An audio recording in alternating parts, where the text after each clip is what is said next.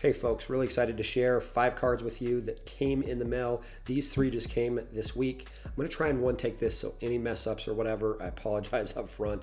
I'm just going to one take this, get this uploading while I go out to the gym.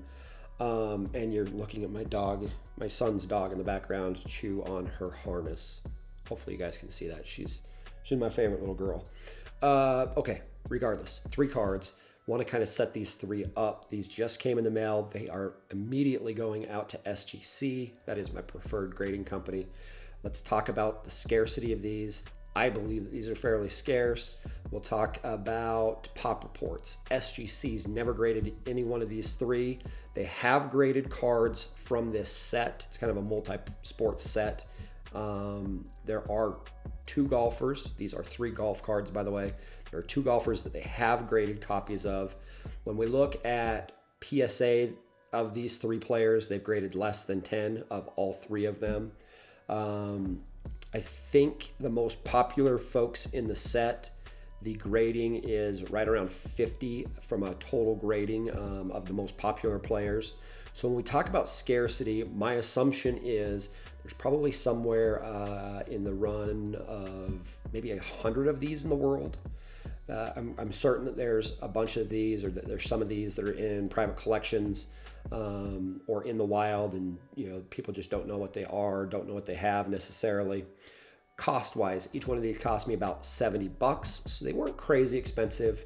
You can find these on eBay, so they're scarce, but because they're golfers, they're not crazy scarce. All 3 of these golfers won major championships, and that's why they're in my collection at this point, is because I'm trying to get the oldest known cards. I'll call them rookie cards for the sake of just ease of talking about the 3. So I'm trying to get the oldest rookie cards of every major champion that's ever played. So if they've won the Open Championship, the US Open, the PGA, or the Masters, I'm trying to get their oldest known rookie card. 2 of these I'd consider rookie cards, the other I wouldn't, but the other person that I picked up, his rookie card's a 1926 Spalding, and it's almost impossible to find. I've actually never seen one of those cards. So this would be his second oldest card, and that's why I went ahead and picked this up. Let's talk about these 3. First card, 1937. These came out of Kellogg's Pep cereal. They came in like a sheet, and I think they're referred to as stamps. The cards are pretty much paper thin, and that's really why I want to get them graded. I just want to go get them put in a slab to preserve them for now and time and eternity. But they're potentially considered stamps, rookie cards. Those of us that collect kind of these, pre-war golf cards, most of us would consider them their rookie cards. So that's the way I look at them. The backs of them all made up some sort of a picture, and then they're torn out. Similar if you guys have ever bought a Sports Illustrated for kids, they're that perforated paper and you tear them out. And so, they're very much like a Sports Illustrated for kids, just on thinner cardstock. Let's talk about the 3 players. Johnny Revolta, major champion. This is the one that is not the rookie card, the 1926 Spalding. It's like a salesman sample, I believe, something like that. But those things are almost impossible. I think that there's probably less than maybe 10 of those in the world. Don't quote me on that, but my research, very, very, very scarce.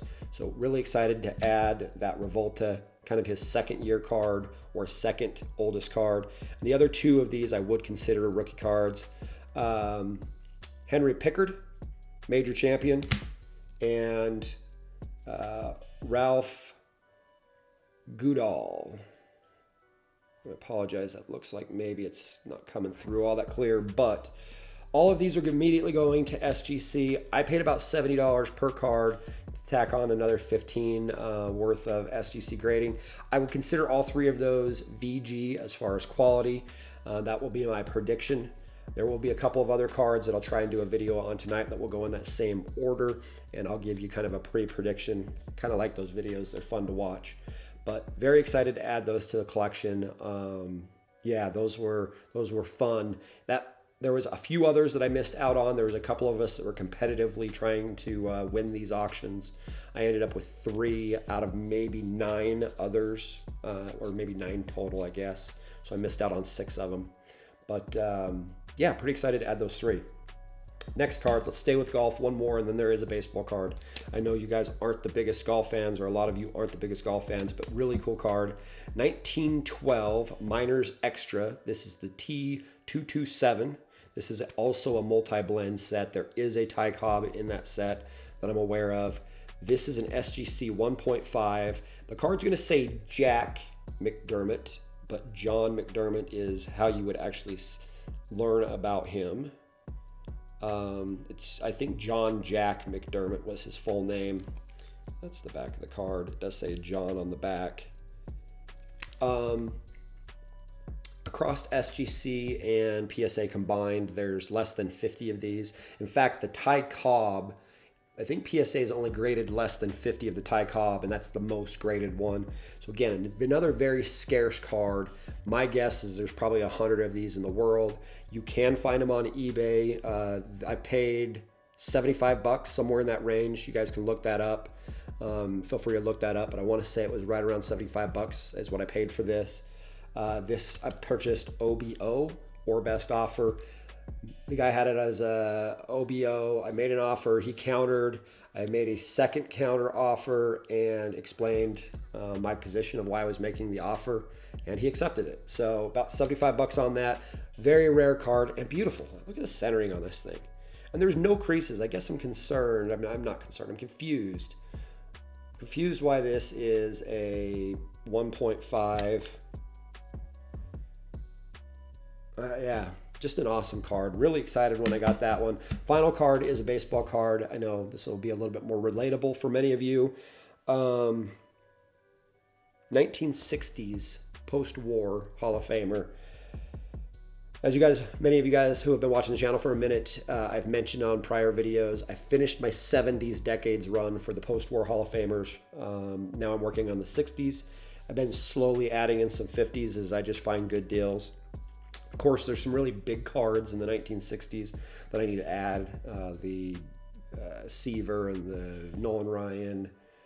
Who else? Rod Carew's a fairly decent dollar amount. I will add the Pete Rose at some point, and that one sells for pretty decent money. But there were 3 cards I was targeting kind of all year. The 1960 Yaz rookie, the Willie McCovey 1960 rookie, and the 1957 Frank Robinson rookie. Really, really excited to have added this. This is a SGC 4.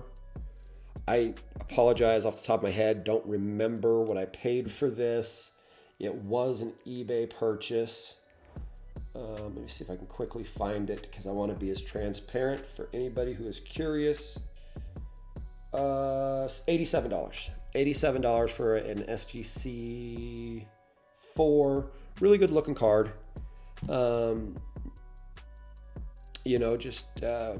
a little bit off. Corners are a little bit rounded. No creases. There is a slight surface imperfection right there by the bat.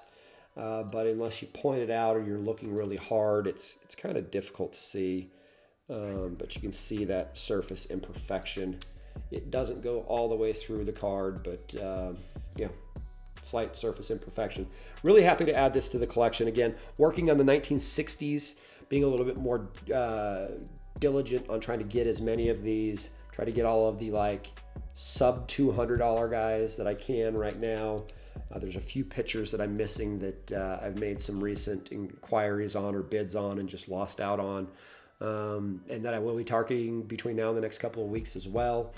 Again, I mentioned it in my prior video. I am trying to preserve a little bit of capital just because there's a weekend that I am going to try and deploy what remaining capital I'll be using for cards.